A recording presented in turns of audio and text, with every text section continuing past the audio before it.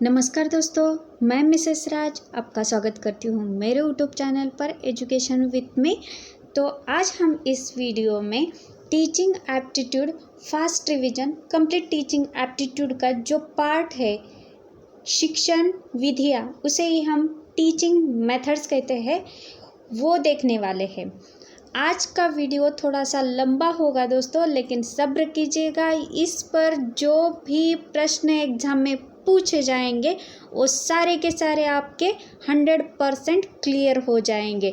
मतलब जो प्रश्न एग्जाम में पूछे जाएंगे उन प्रश्नों का आंसर जो होता है आप 100% दे सकोगे।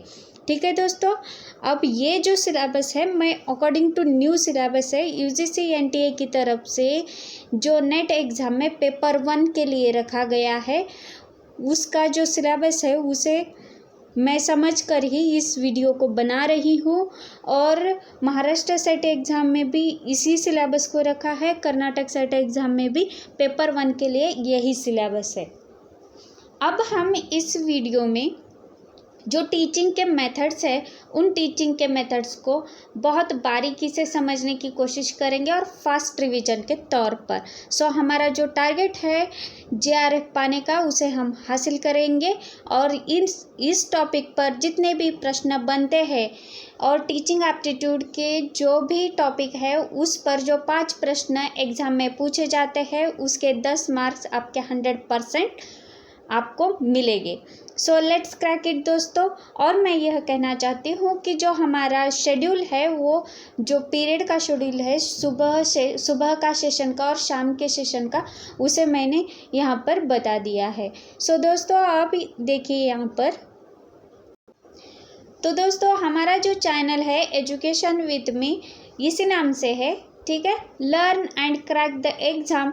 और हमारा जो टाइम टेबल है morning Monday to Friday paper 1 जो होता है मॉर्निंग सुबह 11 बजे से लेकर 12 बजे तक, और रात में जो पेपर 2 का सेशन होता है। और जो पेपर 2 है हमारा हिंदी लिटरेचर, ठीक है, और हिंदी लिटरेचर का जो पेपर पढ़ाने का टाइमिंग है रात के 10 बजे से लेकर 12 बजे तक। अब हमने शुरू कर दिया है फास्ट रिवीजन। अब पेपर 1 का कंप्लीट टीचिंग एप्टीट्यूड हमने शुरू किया है। अब जल्द से जल्द 1-2 दिन में ख़त्म भी हो जाएगा दोस्तों। और सैटरडे संडे के दिन हमारे जो प्रीवियस ईयर के क्वेश्चंस है उसे भी कंप्लीट कर रहे हैं। और मोस्ट एक्सपेक्टेड एमसीक्यूज और डाउट क्लियरिंग सेशन भी सैटरडे और संडे के दिन हो रहा है। तो दोस्तों अगर आप मेरे चैनल पर है तो प्लीज़ सब्सक्राइब करना मत भूलिएगा और शेयर भी कीजिए। जिस प्रकार मेरे वीडियो से आपको हेल्प हो रही है उसी प्रकार आपके दोस्तों को भी हेल्प हो जाए। और लाइक तो बनता है दोस्तों, अगर मेरा वीडियो शुरू से लेकर अंत तक देख रहे हैं तो प्लीज़ लाइक करना मत भूलिएगा और प्रेस द बेल आइकन। और बेल बटन इसलिए प्रेस करने के लिए कह रही हूँ कि मेरे वीडियो की जो भी नोटिफिकेशन है आपको टाइम टू टाइम मिले। और मेरा एक टेलीग्राम का चैनल है इसी नाम से एजुकेशन विथ मी। तो वहाँ पर तो देखिए दोस्तों बहुत सारे एमसीक्यूज़ हो रहे हैं, क्विज़ेस भी मैंने स्टार्ट कर दिया है। अगर आप उन क्विज़ेस को सॉल्व करते जाएंगे तो आपका जो टाइमिंग है वो भी करेक्ट हो जाएगा, आपको बहुत हेल्प होगी आपके एग्ज़ाम के लिए। और जो पेपर मैं दोनों पढ़ा रही हूँ पेपर 1 और पेपर 2, और दोनों पेपर के क्लासेस मेरे इस चैनल पर फ्री ऑफ कॉस्ट हो रहे हैं, यानी कि फ्री क्लासेस हो रही है। तो दोस्तों लेट्स क्रैक इट। और इस बार हमारा जो टारगेट है जेआरएफ पाने का उसे हम हासिल करके रहेंगे। तो चलिए शुरू करते हैं हमारा आज का टॉपिक टीचिंग मेथड्स, उसे ही हम शिक्षण विधियाँ कहते हैं। तो दोस्तों जो शिक्षण विधियां हैं, हमारी जो शिक्षण की पद्धतियां हैं, उसके संदर्भ में हम थोड़ी सी चर्चा करेंगे। उच्च शिक्षण संस्थानों में शिक्षण विधियां यानी शिक्षण पद्धतियों का किस प्रकार प्रयोग होता है। Methods of teaching in institutions of higher learning.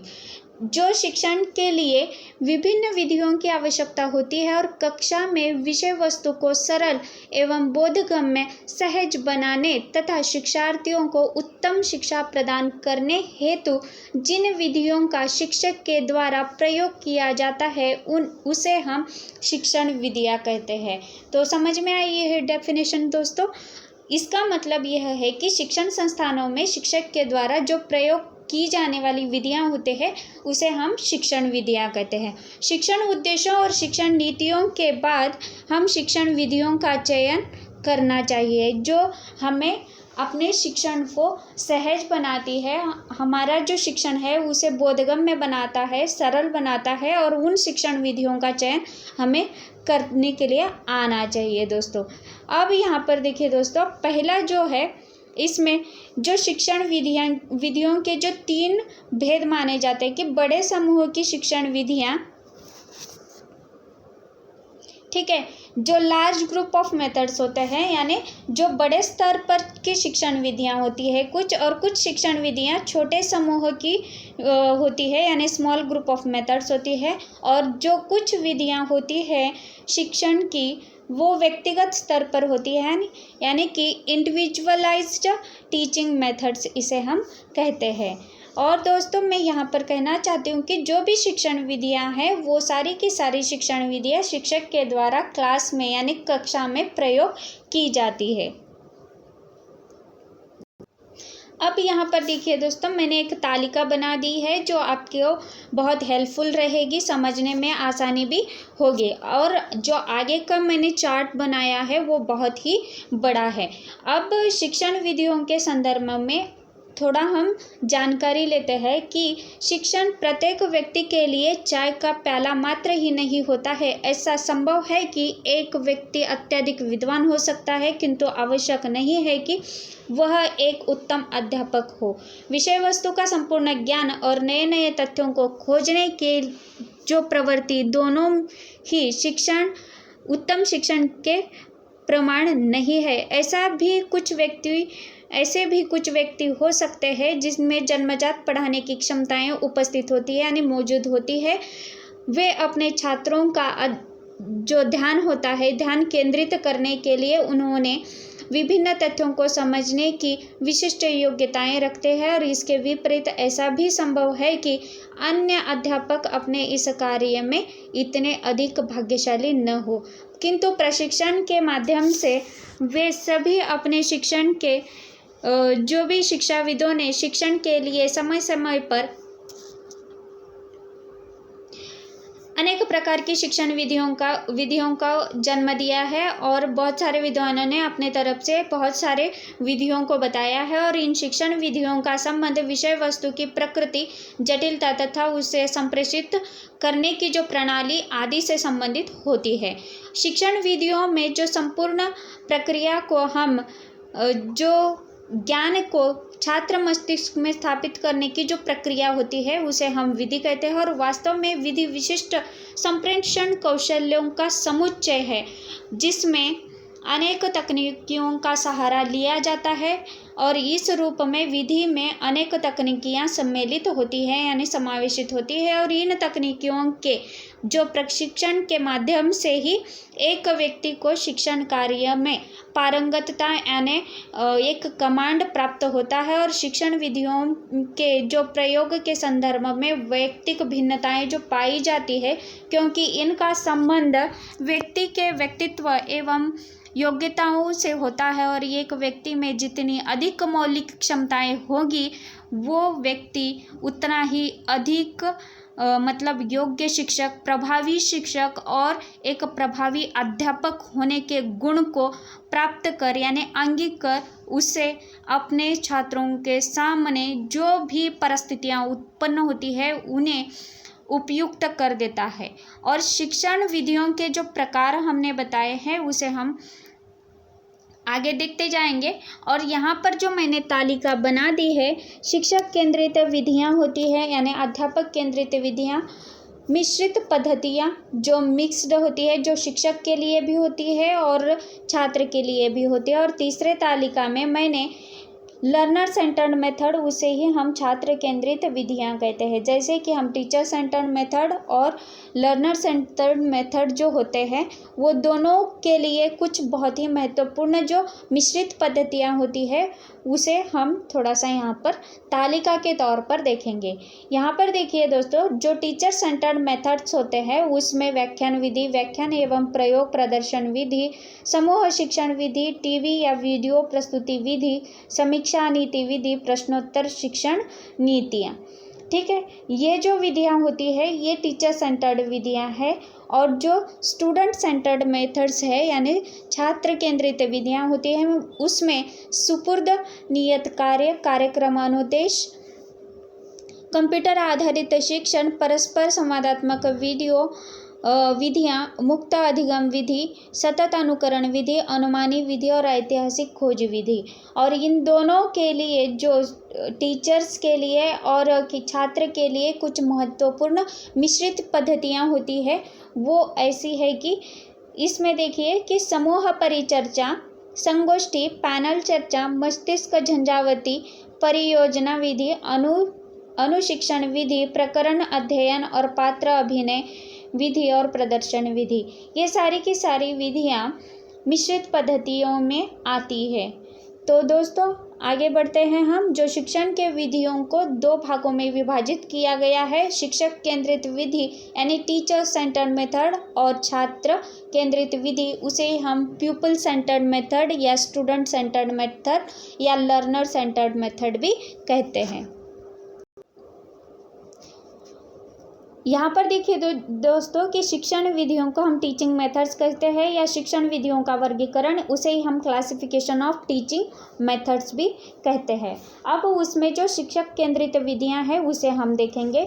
शिक्षक केंद्रित वह विधियाँ होती है जो व्याख्यात्मक प्रकार का होता है और जहाँ पर शिक्षक स्वयं सिद्ध व्यक्ति की तरह जटिल संप्रत्यों की व्याख्या करते रहते हैं और श्रोतागण यानी छात्र उन्हें समझने का प्रयास करते हैं। और यहाँ पर शिक्षक प्रायः 3 कर्तव्यों का निर्वहन करता है। इसमें जो 3 कर्तव्य होते हैं शिक्षक के कि छात्र को समप्रत्ययों की जानकारी प्रदान करना, छात्रों को समप्रत्ययों को स्मृत करना यानी याद करवाना, और छात्रों को सूचनाओं का पुनर्वहन करना पड़ता है। और यहाँ पर छात्र एक शांत बैठकर जो शिक्षक पढ़ाते हैं उसे ग्रहण करते जाता है, और ऐसी परिस्थिति में शिक्षक का जो वातावरण होता है औपचारिक एवं कठोर हो जाता है। शिक्षक जो विधियों का प्रयोग करते रहते हैं क्योंकि शिक्षक एक जटिल संप्रत्ययों की व्याख्या करते करते शिक्षार्थी उन्हें समझने का प्रयास भी करते हैं। और इस विधि में अध्यापन के दौरान जो कक्षा का वातावरण औपचारिक तो होता ही है लेकिन कठिन भी लगने लगता है विद्यार्थियों को, क्योंकि उनकी जो समझने की क्षमता होती है वो विद्यार्थियों के ऊपर डिपेंड होती है। विद्यार्थियों के कई सवालों को अनुत्तरित रह जाता है और उनकी जो सहभागिता होती है केवल व्याख्यान सुनने तक ही सीमित यहाँ पर रहती है। और शिक्षक केंद्रित विधि को हम अनुदेशात्मक विधि भी कहते हैं। क्या कहते हैं? अनुदेशात्मक विधि। ठीक है, विधि। और अनुदेशात्मक विधि व्याख्यान आधारित विधि होती है और जिसमें कुछ विद्यार्थी व्याख्यान को समझने में सक्षम होते हैं, प्रश्नोत्तर प्रक्रिया में सहभाग करते हैं और क्रम को आगे बढ़ाते हुए और बहुत सारी विधियों का प्रयोग शिक्षक यहाँ पर करता है। और यहाँ पर देखिए दोस्तों कि सबसे महत्वपूर्ण जो शिक्षण विधियाँ होती है उस शिक्षण विधियों में शिक्षक और छात्र की भूमिका बहुत ही महत्वपूर्ण है, क्योंकि जब तक छात्र और शिक्षक दोनों नहीं होंगे तो ये विधियाँ कंप्लीट नहीं होंगी। तो अब हमारा जो पहली पद्धति है यानी पहली विधि है व्याख्यान विधि, उसे हम देखेंगे। ठीक है दोस्तों, अब यहाँ पर देखिए दोस्तों कि इसे ही हम भाषण विधि भी कहते हैं यानी लेक्चर्स मेथड। इसे एक दूसरा नाम है लेक्चर्स मेथड। और यह जो विधि है उच्च कक्षाओं के लिए अत्यधिक उत्तम विधि मानी जाती है और यह विधि केवल शिक्षक के प्रभुत्व की परिचायक है और जहाँ वह पूर्ण सक्रिय रहता है और कक्षा में छात्र अपेक्षाकृत निष्क्रिय तब बनी रहती है उनमें। कभी कभी तो विद्यार्थी सुनते हैं और कुछ वक्त वो उब जाते हैं, उनमें अरुचि पैदा होती है क्योंकि उन्हें सुनने में बहुत कठिनाई महसूस होती है। शिक्षक जब व्याख्यान की स्थिति में छात्रों की बौद्धिक शक्तियों और उनकी समझने की क्षमताओं से अनभिज्ञ बना रहता है। और जो शिक्षण की जो यह व्याख्यान विधि है, इसका जो अर्थ है, व्याख्यान का अर्थ होता है कि किसी भी पाठ्य वस्तु को भाषण के रूप में पढ़ाने से छात्र निष्क्रिय रूप से सुनते रहते हैं और इस विधि को उच्चतर कक्षा के लिए उपयोगी माना जाता है। जैसे कि मैंने पहले ही बताया था, इस विधि को हमने एक और नाम दिया है, उसे ही हम भाषण विधि कहते हैं या लेक्चर्स मेथड भी कहते हैं। और इसमें जो व्याख्यान सैद्धांतिक ज्ञान को प्राप्त करने में जो मदद होते हैं, जो कि अभ्यास या सहभागी सत्र से पहले प्राप्त किया जाना चाहिए। और कुछ स्थितियों में यहाँ पर बहुत सारे प्रकार से व्याख्यान विधियों को अधिक प्रभावी बनाने के लिए 3 कारकों का विचार किया जाता है, उसमें तैयारी, प्रस्तुति और मूल्यांकन। तात्पर्य कहना यह है कि जब इसमें व्याख्यान विधि से यह आशय है कि शिक्षक द्वारा निर्मित और उपयोग में लाए जाने वाले नियोजित कार्य योजना को या प्रारूप से ही होता है और यह विधि प्राचीन काल से चलती आ रही है। और यहाँ पर मैं कहना चाहती हूँ कि थॉमस एम रिस्क के अनुसार, ठीक है, रिस्क के अनुसार व्याख्यान तथ्यों, सिद्धांतों या अन्य संबंधों का प्रतिपादन है और जिनको शिक्षक अपने सुनने वालों को समझाना चाहता है। समझ में आया? और जो इस शिक्षण विधि के, ठीक है, व्याख्यान विधि के कुछ गुण और कुछ दोष भी माने जाते हैं, यानी मेरिट्स एंड डीमेरिट। तो हम पहले इसके गुण देखते हैं दोस्तों। और गुण देखने के लिए यहाँ पर यह जो शिक्षण विधि होती है, सरल एवं संक्षिप्त विधि होती है, आकर्षक शिक्षण विधि होती है, मित व्ययी विधि होती है, द्रुत शिक्षण विधि होती है। यह एक प्रकार की तथ्यात्मक सूचनाओं के संप्रेषण की उत्तम विधि मानी जाती है और तार्किक क्रम की स्थापना करने वाली उत्तम विधि मानी जाती है। और समय एवं श्रम की बचत इस विधि से होती है और प्रेरणात्मक जो शिक्षण विधि इसे मान सकते हैं। और शिक्षण विधियों में बहुत ही महत्वपूर्ण और एक पॉइंट इसमें ऐड करना चाहती हूँ दोस्तों, जो गुण के तौर पर हम देख सकते हैं, इसे हम लाभ भी कह सकते हैं, जो इस विधि के द्वारा कम समय में ज़्यादा से ज़्यादा शिक्षार्थियों को सम्मिलित किया जाता है और आगे सीखने के लिए प्रेरणा शिक्षार्थियों को मिलती है इस विधि के द्वारा।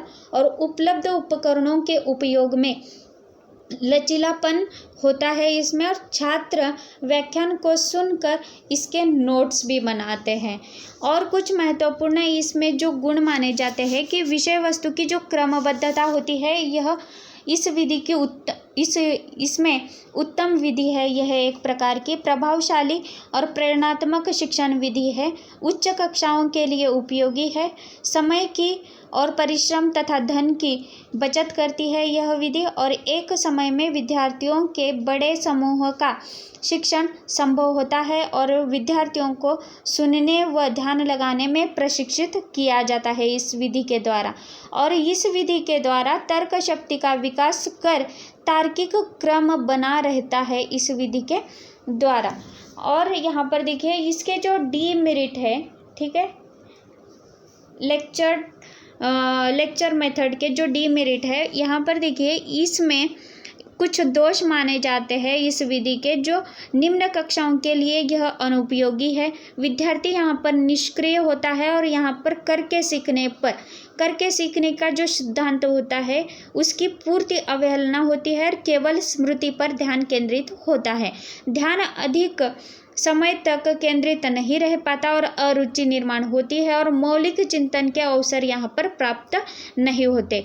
यह जो विधि है सैद्धांतिक ज्ञान पर अधिक बल देता है और प्रभुत्ववादी विधि है। और यहाँ पर देखिए दोस्तों इसकी जो सीमाएं हैं, यहाँ पर छात्र निष्क्रिय तो रहता ही है, यानी श्रोता के तौर पर वह शिक्षक को सुनते रहता है और शिक्षक को दो तरफा यानी संचार का प्रयास करना चाहिए और सर्वोत्तम मानसिक कौशल्य के विकास के लिए यह अनुपयुक्त है।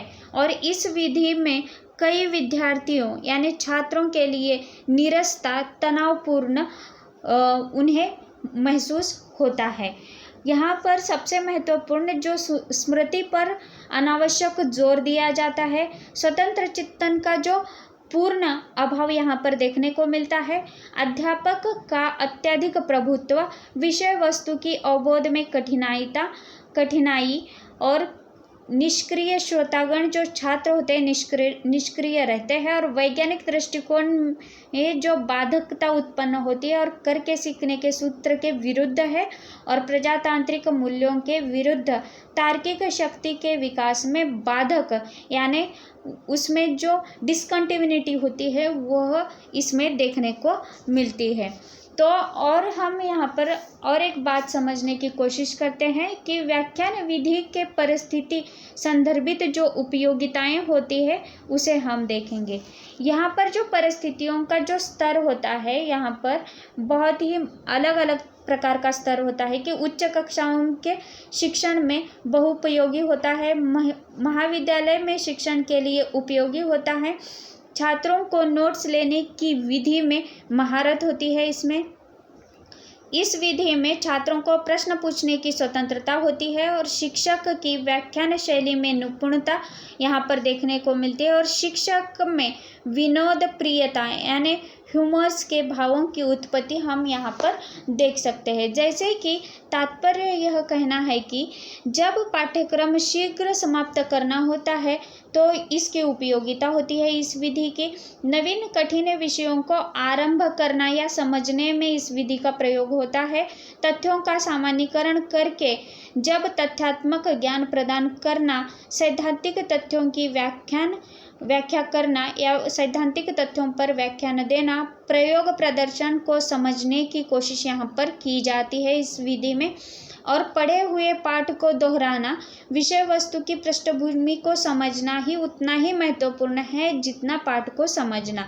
जब किसी वैज्ञानिक का जीवन वृत्त बताना, यहाँ पर इस विधि का एक जो उपयोगिता होती है, व्याख्यान विधि की परिस्थिति संदर्भित जो उपयोगिताएं होती है वह सारी की सारी हमने देखी है। तो समझ में आया दोस्तों यह व्याख्यान विधि। अब हम देखेंगे कि व्याख्यान प्रदर्शन विधि, ठीक है। व्याख्यान प्रदर्शन विधि उसे कहते हैं, यह एक पक्षीय प्रक्रिया, इसे ही यूनिडायमेंशनल प्रोसेस मानी जाती है, और जिसमें शिक्षक के अत्यधिक प्रभुत्व के लिए छात्र हितों का बलिदान दिया जाता है, और प्रदर्शन विधि इस तथ्य को समाप्त करके ऐसे कक्षा वातावरण का निर्माण करती है जहां पर शिक्षक छात्र दोनों ही रुचिकर प्रवेश में मिलजुल कर कार्य करते रहते हैं। इस प्रकार से ही शिक्षण अधिगम प्रक्रिया को प्रभावी बनाकर बालकों का सर्वोत्तम ढंग से यानी सर्वांगीण विकास यहाँ पर किया जाता है, और इस विधि में एक शिक्षक प्रयोग प्रदर्शन दोनों को ही संयुक्त एवं प्रभावी ढंग से प्रयुक्त करता है। शिक्षण व्याख्यान भी प्रस्तुत यहाँ पर करता है, उसे समझाता है, प्रश्न भी पूछता है, और उन प्रश्नों के उत्तरों को भी प्रस्तुत यहाँ पर करता है। इस विधि के अंतर्गत छात्र संपूर्ण शिक्षक क्रियाओं एवं प्रयोगों को सावधानीपूर्वक प्रेक्षण करते हैं और प्रयोग के प्रत्येक पद में अपनी उत्सुकता व्यक्त करते रहते हैं। छात्र इस प्रक्रिया में पूर्ण सक्रिय बने रहते हैं और उन्हें शिक्षण एवं तर्क शक्ति की अपेक्षा ट्रेनिंग मिल जाती है, और इस विधि में सिद्धांत पर आधारित है कि सच वह जो सिर चढ़कर बोले, इसे ही हम truth is that which works कह सकते हैं। और यहाँ पर शिक्षक अपनी बात को स्पष्ट करने के लिए किस क्रिया का या किस प्रयोग का या किस कौशल का सहारा लेता है उसे हम यहाँ पर देख सकते हैं। तात्पर्य यह कहना है कि जो प्रयोग प्रदर्शन यानी डेमोन्स्ट्रेशन होता है, इसे ही हम लेक्चर एंड डेमोन्स्ट्रेशन स्ट्रैटेजी भी कहते हैं। इसे ही हम छोटे समूह की शिक्षण विधि पर भी हम देख सकते हैं। लेकिन अगर इसको व्याख्यान शिक्षण विधि से मिश्रित करके कक्षा शिक्षण में उपयोग किया जाए तो व्याख्यान विधि में की काफ़ी कमियां दूर हो सकती है और इस नीति में शिक्षण व्याख्यान की सहायता से सैद्धांतिक पक्ष को स्पष्ट करता रहता है और शामपट्ट एवं अन्य सहायक सामग्री का प्रयोग कर चित्र एवं कथन को प्रस्तुत करता है। प्रदर्शन के माध्यम से शिक्षक छात्रों से जो प्रश्न पूछता है, छात्रों को अधिक स्पष्ट ज्ञान की यहाँ पर प्राप्ति होती है। तात्पर्य यह दोस्तों मैं यह कहना चाहती हूँ कि जो भारतीय परिस्थितियों के अनुरूप यह सर्वाधिक उपयुक्त और व्यावहारिक उपयोगी विधि मानी जाती है।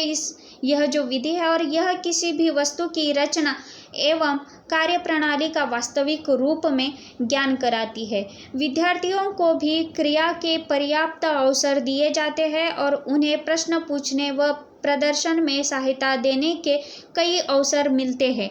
किसी घटना, परिस्थिति, वस्तु आदि को दृश्य रूप में विद्यार्थियों के समक्ष प्रदर्शित कर उसे स्पष्ट करना ही इस विधि का महत्वपूर्ण ध्येय माना गया है।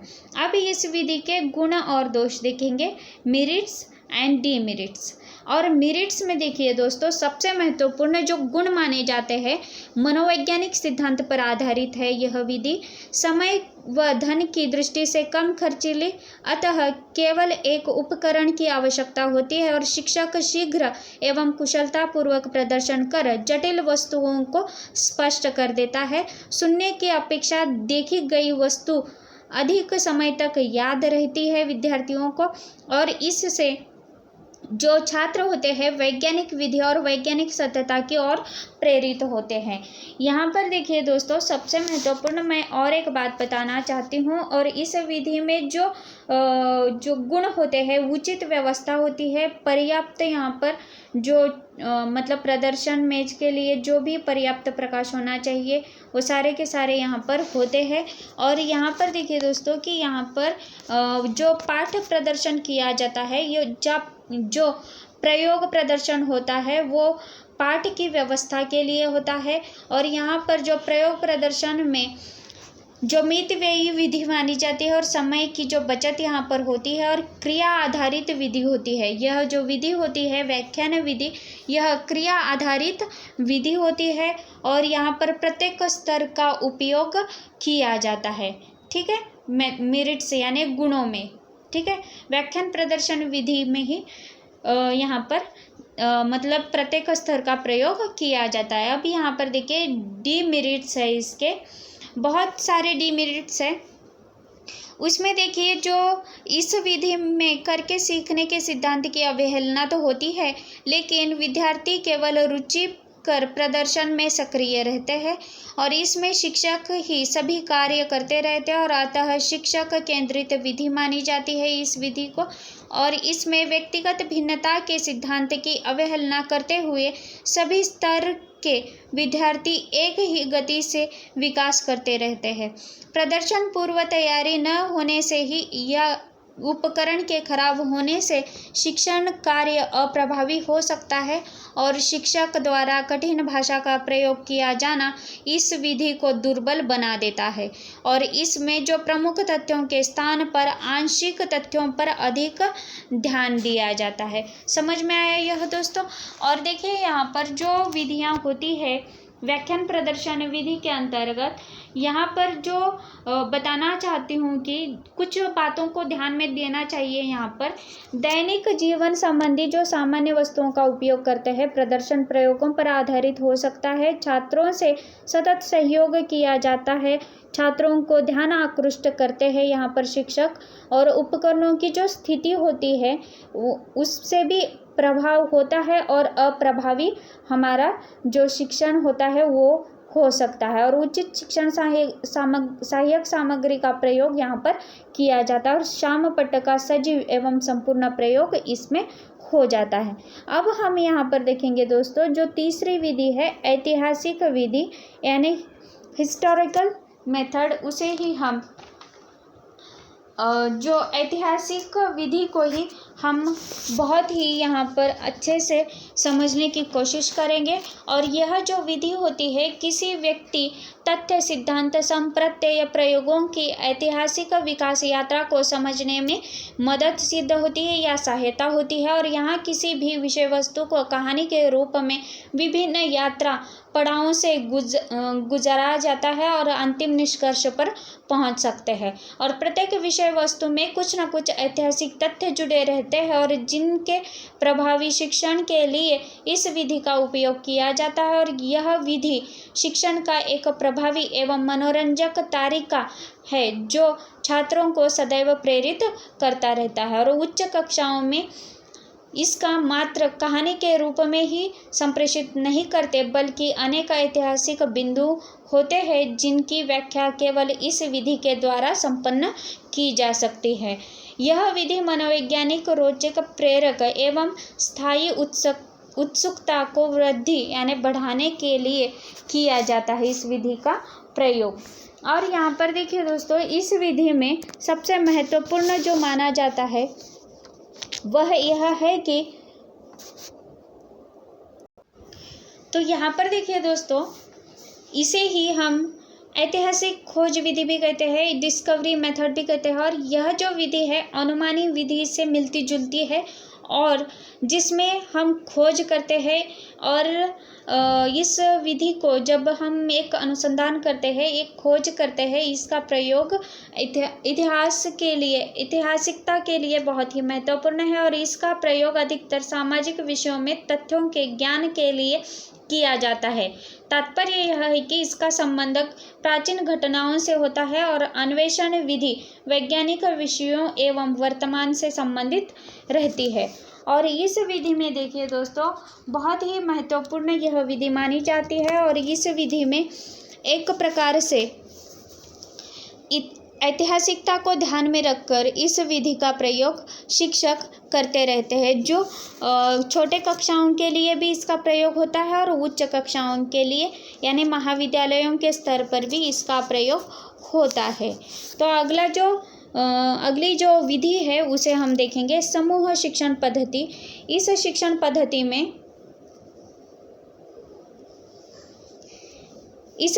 पद्धति में इसे ही हम टीम टीचिंग मेथड कहते हैं। दोस्तों। और समूह शिक्षण बड़े समूहों में पढ़ाने के लिए एक परिवर्तनात्मक दृष्टिकोण है जिसमें 2 या अधिक शिक्षक योजना बनाने, उनको क्रियान्वित करने और छात्रों के समूह में सीखने के अनुभवों का मूल्यांकन करने के लिए सम्मिलित होते हैं। और जैसे कि 2 या 3 शिक्षक कक्षा के माध्यम से एक ही समय में अपने अपने विषयों का ज्ञान प्रदान करते हैं। और एक शिक्षक प्रकरण के विषय में व्याख्यान देता है और सैद्धांतिक बातें करता है और दूसरा शिक्षक व्यावहारिक पक्ष की बातें करेगा, तो तीसरा समसामयिक पहलुओं पर बात करेगा। विचार गोष्ठी, परिसंवाद, पैनल चर्चा इसके विभिन्न रूप कहे जा सकते हैं। मैंने आगे बताया है कि मतलब समूह परिचर्चा क्या होगी, उस पर भी हम चर्चा करेंगे दोस्तों। तात्पर्य यह है कि जो टीम टीचिंग मेथड होती है एक अध्यापन कार्य का एक परिवर्तनात्मक दृष्टिकोण है। और इसमें एक शिक्षक के बजाय बहुत सारे शिक्षक यहाँ पर सम्मिलित होते हैं और उनका सहभाग भी यहाँ पर होता है। और योजना निर्माण करना, क्रियान्वयन करना, शिक्षार्थियों के समूह में सीखने के अनुभवों का मूल्यांकन करते हैं। और यहाँ पर इस शिक्षण विधि में एक ही समय में बहुत सारे अध्यापक एक ही विषय के संबंध में ज्ञान देते रहते हैं। और एक शिक्षक जहाँ एक प्रकरण संबंधी व्याख्या सैद्धांतिक पक्षों को रखते हैं, तो दूसरा व्यावहारिक पक्षों का जो स्पष्टीकरण देता है। और अन्य कुछ शिक्षक होते हैं जो समसामयिक पक्षों की जानकारी यहाँ पर देते हैं। उसकी जो प्रासंगिकता होती है, उसकी जो महत्ता होती है, उसे यहाँ पर स्पष्ट किया जाता है। और यहाँ पर देखिए दोस्तों, इसके जो गुण हैं, ठीक है, समूह शिक्षण विधि के गुण यानी मेरिट्स, उसे देखते हैं। और यहाँ पर जो इस विधि में छात्र द्वारा सबसे अच्छे संकाय को साझा किया जा सकता है।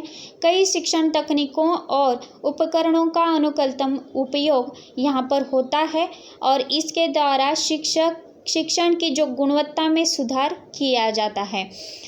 और जो छात्र होते हैं, छात्रों के लिए यहाँ पर एक अच्छा प्लेटफॉर्म मिलता है, जो अच्छे कुशल शिक्षकों से जुड़ने का अवसर मिलता है। अच्छे जो संकाय होते हैं उसे हम साझा यहाँ पर करते हुए साझा करते हुए शिक्षकों को देख सकते हैं। और गुणवत्ता में जो सुधार के दृष्टिकोण से यह विधि महत्वपूर्ण मानी जाती है। और सबसे महत्वपूर्ण यह है कि जो तकनीकी और उपकरणों का प्रयोग कर शिक्षार्थी के जो व्यावहारिक पक्षों को मजबूत यहाँ पर इस विधि के माध्यम से किया जाता है, यह भी सबसे महत्वपूर्ण गुण इस विधि का माना जा सकता है। अब हम देखेंगे इस विधि के मेरिट्स यानी डिमेरिट्स, अवगुण या सीमाएं या दोष हम इसे कह सकते हैं। और इस विधि में विशेषतः दक्षतापूर्ण विशेषज्ञों शिक्षकों को ढूंढना जटिल हो सकता है और इसमें शिक्षण कार्य के लिए अधिक शिक्षकों की सहायता या आवश्यकता होती है और सभी विषयों के अध्यापन के लिए उपयुक्त नहीं माना जा सकता।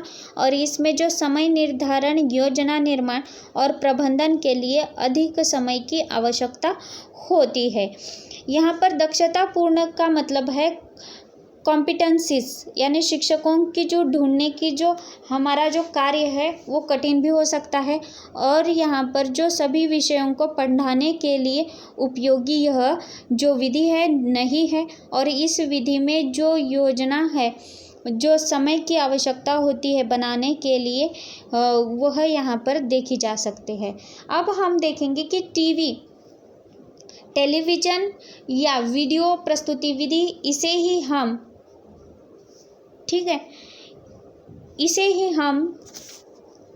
टेलीविज़न और वीडियो प्रेजेंटेशन मेथड कहते हैं। ठीक है दोस्तों, यहाँ पर देखिए कि इसमें जो टेलीविज़न या वीडियो प्रस्तुति विधि शिक्षण विधि की ऑडियो प्रस्तुति से अधिक बेहतर दृश्यमान यानी वीडियो प्रकृति की होती है और इसके द्वारा शिक्षण गतिविधि अच्छे तरीके से शिक्षार्थी तक संप्रेषित यानी पहुंचाने का जो कार्य किया जाता है वह बहुत ही सहजता से हो सकता है। इस विधि के माध्यम से शिक्षक जो यहाँ पर पढ़ाना चाहते हैं वह जो है श्राव्य तौर पर पढ़ाने में थोड़ी सी कठिनाई हो सकती है, लेकिन दृश्यमान जो यहाँ पर पढ़ाने के लिए बहुत ही महत्वपूर्ण यह विधि मानी जाती है।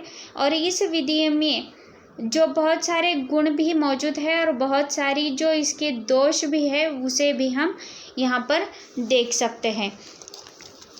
यहाँ पर देखिए दोस्तों कि इसके जो गुण माने जाते हैं, शिक्षण इस विधि के द्वारा कई महत्वपूर्ण व्यक्तियों या अध्यापकों को कक्षा में प्रस्तुत करते हैं और भौतिक रूप से उपस्थित के बगैर शिक्षण कार्य को बढ़ाने एवं संचालित करने का एक महत्वपूर्ण कार्य यहाँ पर इसके माध्यम से होता है। और यह मूलतः वयस्क शिक्षार्थियों के लिए विशेष रूप से उपयोगी है और इस विधि के अंतर्गत चित्रमय व्याख्यान प्रस्तुति और अन्य शिक्षण सहायक सामग्री जैसे मॉडल, स्लाइड आदि के पूरक होते हैं और इससे दूरस्थ शिक्षा को बढ़ावा मिलता है जो विद्यार्थियों के लिए आसान पहुंच की सीमा में होती है।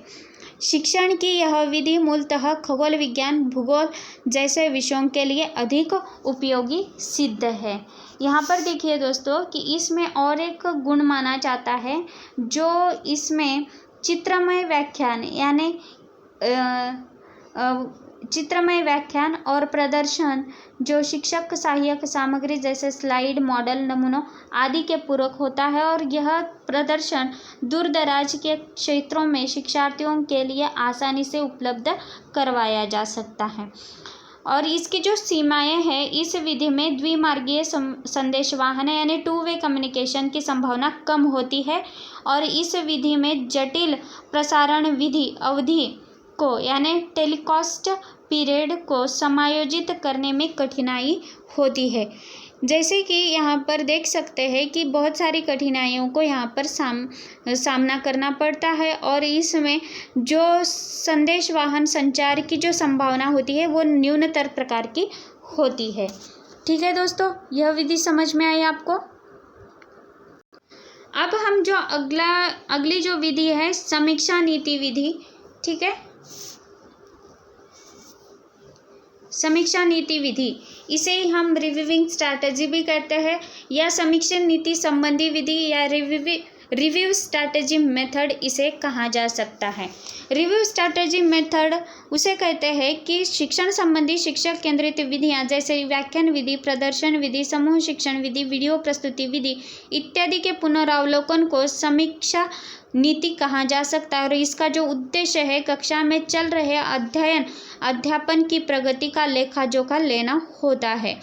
इससे शिक्षण विधि में कमियों और उसके उपचार को सुनिश्चित करने में सहायता मिलती है।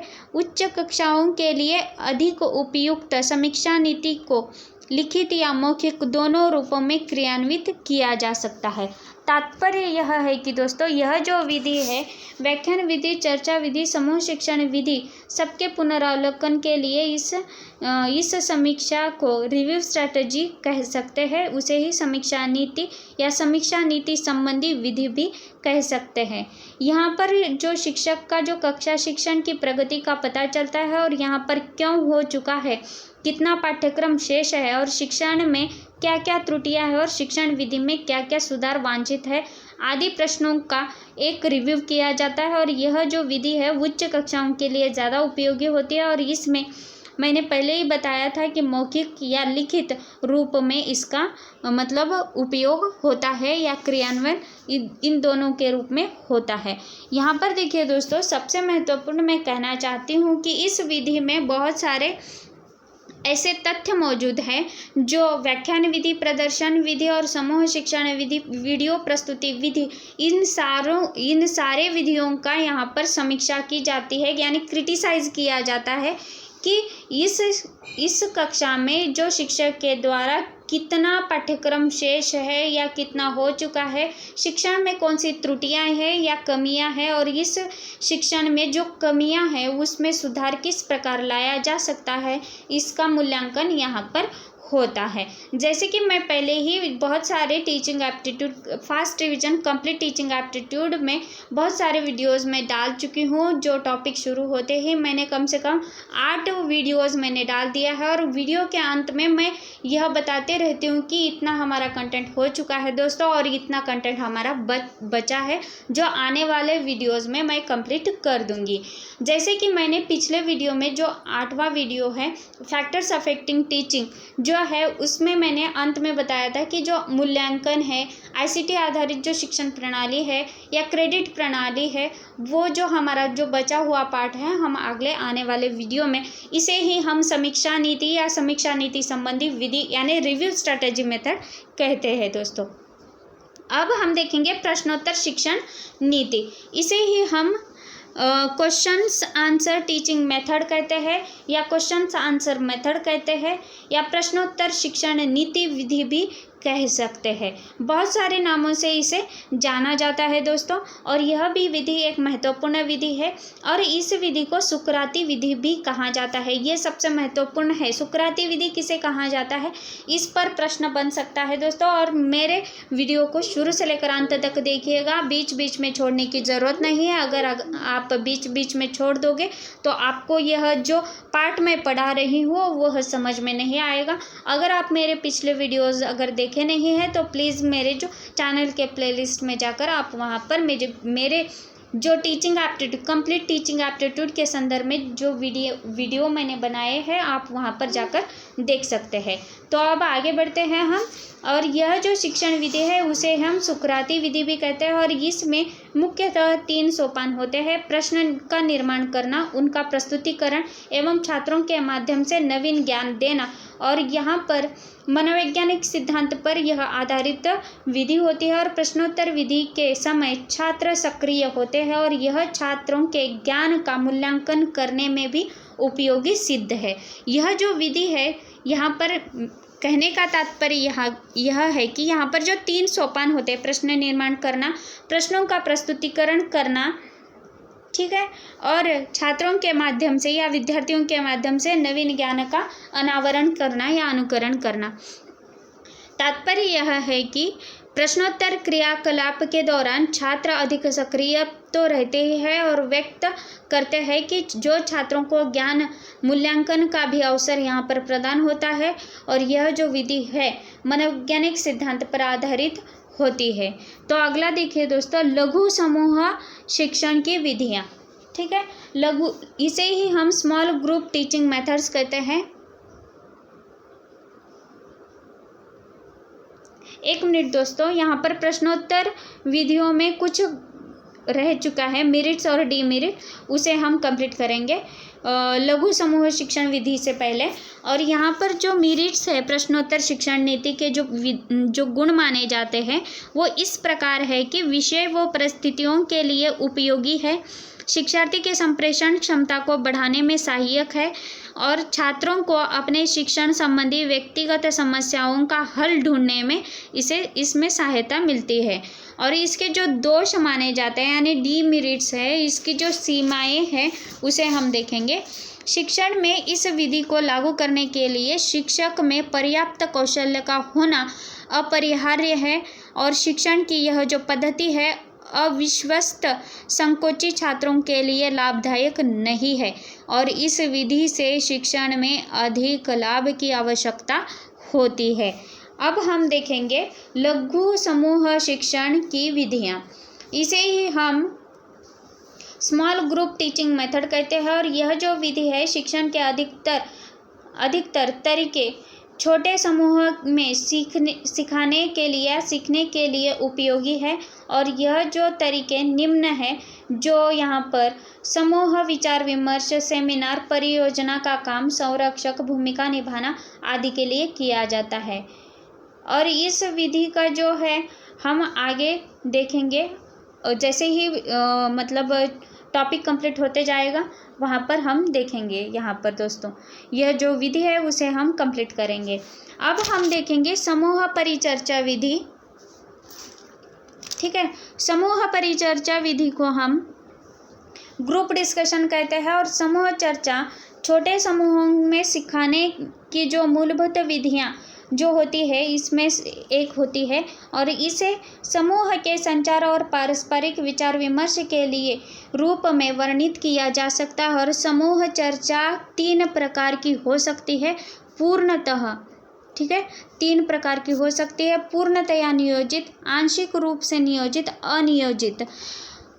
यहाँ पर देखिए कि जो वार्तालाप होता है ने बज डिस्कशन या बज सेशन होता है, समूह वार्तालाप का ही एक रूपांतर है और जिसमें छोटे समूहों के साथ लघु संक्षिप्त संचरित एवं उद्देश्यपूर्ण चर्चा सत्र यहाँ पर होता है और जिसका निष्कर्ष पूरी कक्षा के सामने प्रस्तुत किया जाता है।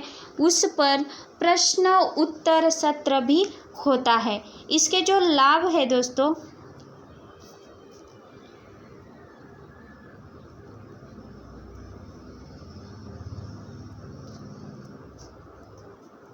अब जो इसके लाभ है दोस्तों, ठीक है, इसके लाभ को हम देखेंगे। इसमें समूह के सभी सदस्यों की जो सहभागिता होती है, इसमें प्रशिक्षु यानी ट्रेनीज की गहन सोच को विकसित किया जाता है और ताकि वे अपने विचारों और रायों को स्वतंत्र रूप से व्यक्त कर सके या संप्रेषित कर सके। समूह चर्चा मौखिक, अशाब्दिक और लिखित संचार कौशल्य के विकास के लिए बहुत ही उपयोगी होती है। और इसकी जो सीमाएं होती है यानी डीमेरिट्स होती है उसे हम देखेंगे। डीमेरिट्स यह होती है कि यदि समूह चर्चा व्यवस्थित न हो तो इसमें बहुत समय व्यर्थ हो सकता है यानी समय का व्यय होता है और इस विधि में कुछ प्रतिभागियों के द्वारा अपने बेहतर संचार कौशल्य के आधार पर प्रभुत्व की संभावना होती है। इस विधि में प्रशिक्षकों का आकलन करना कठिन होता है। और यहाँ पर देखिए दोस्तों संगोष्ठी एक है, यह भी एक विधि का प्रकार माना जाता है। ठीक है, मिश्रित विधि मानी जाती है और इसमें एक या कई प्रशिक्षु होते हैं जो दिए गए विषय मुद्दों या समस्याओं पर पेपर तैयार करते हैं और जिसे समूह में चर्चा या विश्लेषण के लिए प्रस्तुत किया जाता है और सेमिनार के मुख्य चरण होते हैं। और इसमें जो ट्रेनी होते हैं पेपर तैयार करते हैं और पेपर की प्रस्तुति करते हैं, तत्पश्चात उस पर चर्चा भी कर सकते हैं, जैसे कि सेमिनार भी 3 प्रकार के होते हैं और उन सेमिनार को हम आगे देखेंगे। ठीक है दोस्तों, इसकी जो विधियाँ होती है, यह जो विधि है इसके जो लाभ है, सहभागियों के प्रस्तुति कौशल्य का विकास होता है और विधि प्रशिक्षकों के लिए किसी विशेष की तैयारी यहाँ पर की जाती है और उसमें योगदान के अवसर प्रदान करते हैं। इस विधि में जो ट्रेनिंग का जो व्यावहारिक रूप से लेकर सामूहिक नेतृत्व का अवसर मिलता है और जिसमें वह अपने विश्लेषणात्मक कौशल्य व उपयोगी अनुसंधान निष्कर्ष पर पहुंचने या समस्या का समाधान करने में इस विधि का प्रयोग कर सकते हैं। और इसकी जो सीमाएं होती हैं, ठीक है, इसकी जो सीमाएं होती है इसमें काफ़ी समय लगता है और सहभागियों के लिए मानसिक तनाव का कारण भी बन सकता है और समूह को प्राप्ति के उच्च स्तर की आवश्यकता यहाँ पर होती है। अब हम देखेंगे पैनल डिस्कशन। यह एक ऐसा डिस्कशन है, इसमें 6, 7, 8 लोग का समूह होता है और इसमें शिक्षार्थियों के साथ निर्देशित और अनौपचारिक विचार विमर्श किया जाता है। जैसे कि यहाँ पर उदाहरण के तौर पर देखेंगे तो जलवायु परिवर्तन यानी क्लाइमेट चेंज के मुद्दों पर पैनल चर्चा। इसके लिए शिक्षक पैनल के उन सदस्यों का चयन करता है जो प्रभावी ढंग से सोच सके और विषय के विभिन्न पहलुओं पर यहाँ पर बात की जा सकती है और शिक्षक को स्वयं भी विषय पर चर्चा के लिए तैयार होना चाहिए।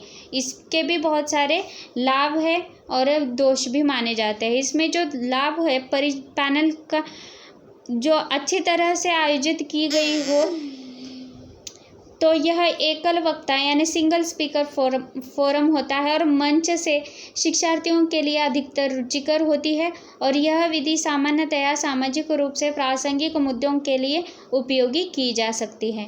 पैनल चर्चा की जो सीमाएं होती है, विशेषज्ञों को एकल मंच यानी सिंगल फोरम पर लाना कठिन होता है और यहाँ पर यह भी देख सकते हैं कि जो इस विधि में शिक्षार्थी सक्रिय रूप से भाग नहीं लेते।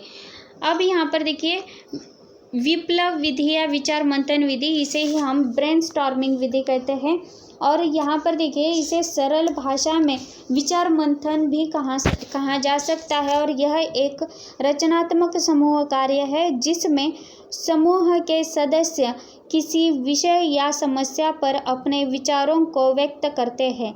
इसमें छात्रों के समक्ष एक समस्या प्रस्तुत की जाती है जिस पर सभी छात्र मुक्त भाव से विचार करते हैं और तथा उस वार्तालाप एवं वाद विवाद भी होता है। शिक्षक जब सब बातों को श्यामपट्ट पर लिखता है और यह मानचित्रण यानी माइंड मैपिंग के रूप में भी हो सकता है। विचार मंथन की जो मुख्य पहचान सहजता से होती है और कभी कभी विचारों की मात्रा उनकी गुणवत्ता की तुलना में अधिक महत्वपूर्ण है और इसका प्रयोजन छात्रों की भागीदारी सुनिश्चित करना होती है। समझ में आया यह दोस्तों। अब हम इस विधि के मेरिट्स एंड डिमेरिट्स यानी गुण एवं दोष देखेंगे। ठीक है, अब यहाँ पर जो मेरिट्स होते हैं, मेरिट्स में देखिए यह जो विधि होती है रचनात्मकता को प्रोत्साहित करती है। यह शैक्षिक और मनोवैज्ञानिक सिद्धांतों पर आधारित होती है। मानसिक विकास पारस्परिक विचार विमर्श से हो सकती है। यह विधि कम खर्चीली होती है क्योंकि इसे तैयार करने के लिए विशेष उपकरणों की आवश्यकता नहीं होती। और इसमें जो डीमेरिट्स होते हैं, इस विधि में विषय के अध्ययन का व्यवस्थित तरीका नहीं है और यह जो विधि उन ट्रेनी के लिए संभव नहीं है जो भाग लेने के लिए अनिच्छुक होते हैं। अब परियोजना विधि इसे ही हम प्रोजेक्ट मेथड कहते हैं और इसे ही इसे जॉन डेवी ने दिया है। जॉन डेवी के शिष्य किलपैट्रिक इस विधि के मुख्य प्रस्तावक माने जाते हैं और परियोजना वह क्रिया है जिसमें पूर्ण सहभागिता के साथ सामाजिक वातावरण में लक्ष्य प्राप्त किया जाता है। और इस विधि में छात्रों के समक्ष एक समस्या प्रस्तुत की जाती है और छात्र उनका हल निकालने में एक निश्चित अवधि तक के लिए प्रयासरत रहते हैं या प्रयत्नरत रहते हैं और शिक्षक उनके मार्गदर्शक बन सकते हैं और इसकी एक निश्चित प्रारूप में रिपोर्ट भी बनती है। इसके जो लाभ होते हैं, ठीक है, परियोजना विधि के लाभ होते हैं। परियोजना विधि के माध्यम से छात्रों में गहन सोच की प्रवृत्ति का विकास होता है और इस विधि के माध्यम से समूह में कार्य करने के लिए प्रेरित होते हैं और यह जो है उसके गुण माने जाते हैं। अब हम यहाँ पर उसके डिमेरिट यानी दोष देखेंगे, यानी सीमाएं। इस विधि में निरंतर जांच की आवश्यकता होती है और इस विधि में कार्य करने के लिए अतिरिक्त संसाधनों की आवश्यकता हो सकती है। अब यहाँ पर देखिए दोस्तों, बहुत सा मतलब समय यहाँ पर लग रहा है और अगले आने वाले वीडियो में हम जो बचे हुए छात्र केंद्रित विधियां हैं हम उन सारे विधियों को देखेंगे। अभी इन 4 विधियों को हम कंप्लीट करते हैं, लेकिन हम यहाँ पर जो परियोजना विधि यानी प्रोजेक्ट मेथड को और भी बड़े मतलब और भी विश्लेषण के साथ देखेंगे। उसका मैं अलग से वीडियो डाल दूँगी। बहुत सी कुछ ऐसी महत्वपूर्ण जो विधियाँ हैं वो सारी की सारी विधियाँ आपको पढ़ना चाहिए। अगर आप दोस्तों मेरे चैनल पर नए हैं तो प्लीज़ सब्सक्राइब करना मत भूलिएगा, बेल आइकन को दबाना मत भूलिएगा क्योंकि मेरे वीडियो के नोटिफिकेशन आपको टाइम टू टाइम मिले। और लाइक तो बनता है दोस्तों, और मेरा वीडियो शुरू से लेकर अंत तक देखिएगा ज़रूर, एक भी पॉइंट मिस मत कीजिएगा, नहीं तो आपका 1 मार्क मिलने से, एक प्रश्न के जो 2 मार्क्स होते हैं आपको मिलने से रह जाएंगे। तो दोस्तों अब जो बचे हुए जो विधियाँ हैं, अनुशिक्षण विधि, ठीक है, व्यष्टि प्रकरण विधि, पात्र अभिनय विधि, व्यक्तिगत शिक्षण प्रणाली विधि और छात्र केंद्रित जो विधियां हैं, अन्य जो बची हुई विधियां, वह सारी की सारी हम आने वाले अगली वीडियो में लेकर आएंगे।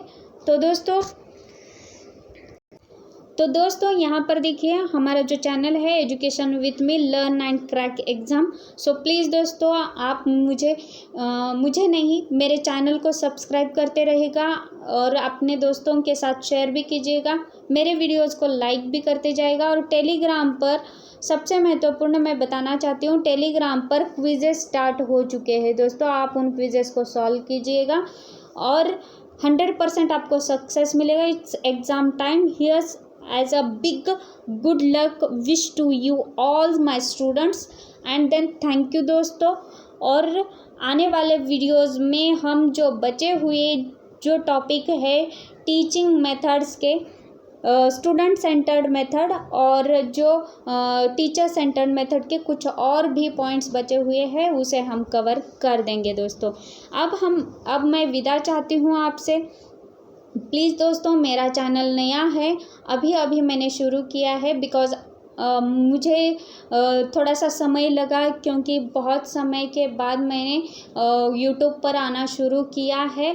और मैं यह कहना चाहती हूँ दोस्तों, मैंने यह जो मटेरियल, यह जो कंटेंट आपके सामने ला रही हूँ वह कंटेंट किसी एक किताब से नहीं है दोस्तों। मैंने बहुत सारे किताबों को पढ़ने के बाद ही इस कंटेंट को आप तक ला रही हूँ, क्योंकि आपको इससे हेल्प मिले। मेरे वीडियोस को देख के मतलब शुरू से लेकर अंत तक ज़रूर देखिएगा दोस्तों। और मुझे आप सब्सक्राइब करते रहेगा मेरे चैनल को और आपका प्यार मुझे ऐसे ही मिलते रहेगा। और मुझे पता है कि आप मेरे चैनल को देख रहे हो, तो प्लीज़ दोस्तों आप अपने एग्ज़ाम में अगर सक्सेस चाहते हैं तो आप मेरे चैनल को सब्सक्राइब ज़रूर कीजिएगा दोस्तों। 100% आपको इस बार जो हमारा टारगेट JRF है उसे हम हासिल करके रहेंगे। और मैं आपके कौन से भी डाउट्स जो भी है स्टडी के रिलेटेड, मैं वो सारे के सारे क्लियर करती जाऊंगी दोस्तों। ठीक है दोस्तों, आने वाले वीडियो तक धन्यवाद।